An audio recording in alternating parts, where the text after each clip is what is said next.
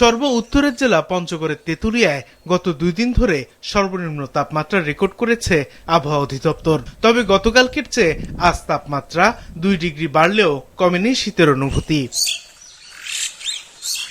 চুয়াডাঙ্গাতেও দেশের সর্বনিম্ন তাপমাত্রা রেকর্ড করা হয়েছে। জেলাটির ওপর দিয়ে গত 2 সপ্তাহ ধরে মৃদু শৈত্যপ্রবাহ বয়ে যাচ্ছে।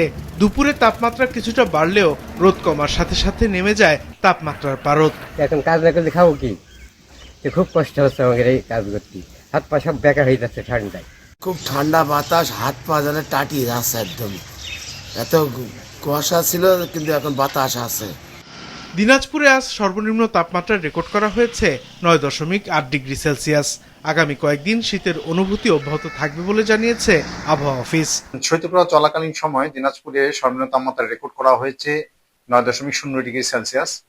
চলমান শৈত্যপ্রবাহটি অব্যাহত থাকতে পারে এবং সেই সাথে এটি আরো বিস্তার লাভ করার সম্ভাবনা রয়েছে।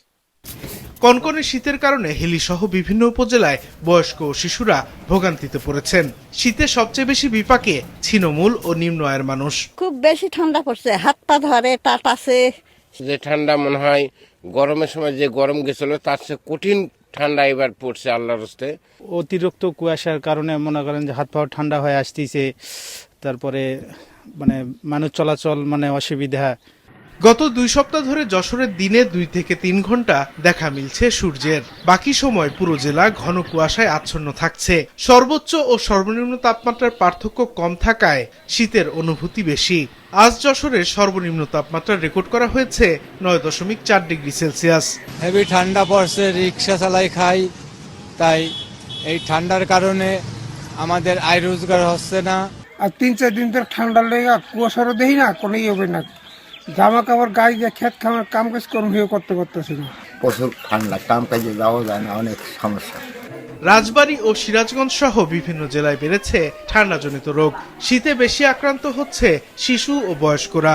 ঠান্ডা লাগছে, পায়খানা, পেটের ভিতরে পায়খানা পেয়েছিল, আর এই যে মাথার সমস্যা। সদর হাসপাতালে আসছি, সিট পাই নাই, তার জন্য নিচে আসছি বসে। ডায়রিয়া হয়েছিল বাচ্চার, এখন মোটামুটি সুস্থ আছে। শীতের দাপট বেড়েছে ঠাকুরগাঁও, গাইবান্ধা, লক্ষ্মীপুর ও শরীয়তপুর সহ দেশের অন্যান্য জেলাগুলোতেও। সাদেকুর রহমান সিদ্দিকী, মাছরাঙা, নিউজ ডেস্ক।